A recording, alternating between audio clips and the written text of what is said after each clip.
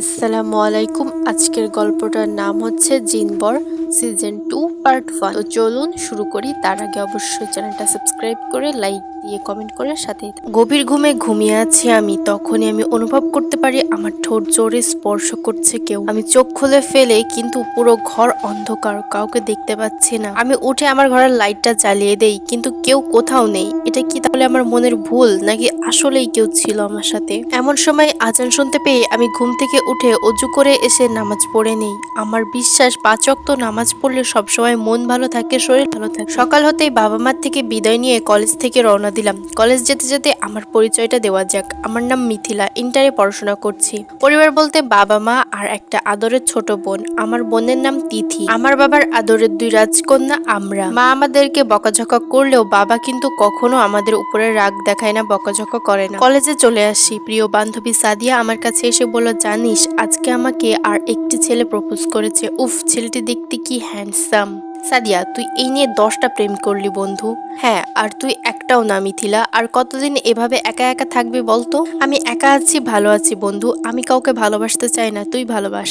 College শেষ করে বাড়িতে চলে আসি। বাড়িতে এসে আমি আমার ঘরে প্রবেশ করতে দেখতে পাই আমার ঘরটা খুবই সুন্দরভাবে গোছানো, কিন্তু আমার স্পষ্ট মনে আছে আমি কলেজে যাবার সময় অনেক কিছু এলোমেলো করে এসেছিলাম। আমার মা কখনোই আমার ঘরটা গুছিয়ে দেয় না। মা বলে, মেয়ে হয়ে জন্ম হয়েছে, এসব কাজ নিজেরটা নিজে করতে শেখো। প্রতিদিন আমি কলেজ থেকে বাড়িতে ফিরে নিজের ঘর নিজেই গোছাতাম। তাহলে আজকে আমার ঘরটা কে গুছিয়ে দিল? মার কাছে গিয়ে আমি বললাম, ও মা, তুমি কি আজকে আমার ঘর গুছিয়ে দিয়েছো? মা আমাকে বলল, কই না তো, আমি তোর ঘরে যাইনি তো।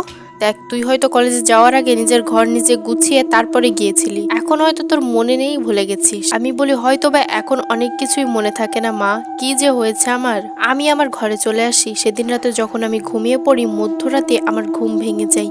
কেউ একজন আমার ঘরে নামাজ পড়ছেন। ঘুম থেকে জেগে উঠে দেখতে পাই ঘরের আলো নিভানো। আমার ঘরের মেঝেতে একটা লোক দাঁড়িয়ে জায়নামাজে নামাজ পড়ছেন। লোকটা খুব সুন্দর, একটা সাদা অদ্ভুত ধরনের পোশাক পরে আছে। তার মাথায় একটা সাদা রঙের টুপি।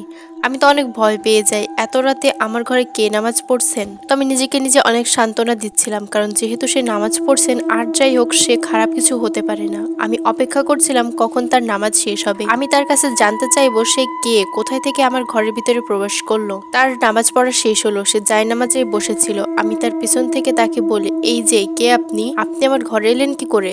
আর আমার ঘরের মেঝেতে নামাজ কেন পড়ছেন? তখন সে পুরুষটা আমাকে বলে, আসলে আমি গত কিছুদিন ধরে আপনার পিছু নিয়েছি। আপনাকে আমার ভালো লাগে, আমাকে ভয় পাবেন না। আমি আপনার কোনো ক্ষতি করার জন্য আসিনি। আপনাকে দেখতে ইচ্ছে করছিল, তাই এলাম। আপনাকে দেখলে আমার খারাপ মনটা ভালো হয়ে যায়। আর হ্যাঁ, আমার নাম হচ্ছে রায়ান। আমি আপনার কোনো ক্ষতি করব না। আমি একটা জিন। দেখুন, আমি জানি আপনি অনেক সাহসী একটা মেয়ে। আমি লুকিয়ে লুকিয়ে আপনাকে দেখি। আমি আপনার সাথে বন্ধুত্ব করতে চাই। আপনি কি আমার সাথে বন্ধুত্ব করবেন? দেখুন, আমি কোরআন হাদিসে বিশ্বাস করি। এই পৃথিবীতে জিন আছে, সেটাও বিশ্বাস করি। একটা জিন, তাতে কোনো সন্দেহ নাই, কারণ আমার ঘরটা লাগানো, তার ভিতরে আপনি প্রবেশ করতে পেরেছেন।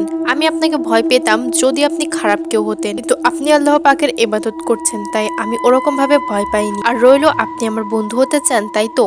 আপনার সম্পর্কে তো আমি কিছু জানি না এখনো আমি আপনার মুখটাও দেখিনি। আমার দিকে ঘুরে তাকান। যদি মনে হয় আপনি একজন ভালো জিন, তাহলে আমি আপনার সাথে বন্ধুত্ব করব। তখন রায়ান নামক সেই জিনটা আমার দিকে ঘুরে তাকায়। এতদিন শুনে এসেছি জিনরা দেখতে অনেক ভয়ানক হয়, তবে একটা জিন যে এত সুন্দর হতে পারে, না দেখলে বুঝতে পারতাম না। লম্বা চওড়া একটা মুখ, চোখের রং নীল রঙের, গায়ের রং মাশাআল্লাহ অনেক সুন্দর। আমি আপাত দৃষ্টিতে তার দিকে তাকিয়েছিলাম। এত সুন্দর পুরুষ আসলেই আমি কখনো দেখিনি। রায়ান আমাকে বলে, বিশ্বাস করেন, আমি কখনো কোনো মানুষের ক্ষতি করিনি। আপনার সাথে আমি এই কারণে বন্ধুত্ব করতে চাই, কারণ আপনি আল্লাহ পাকের একজন নেক বান্দা।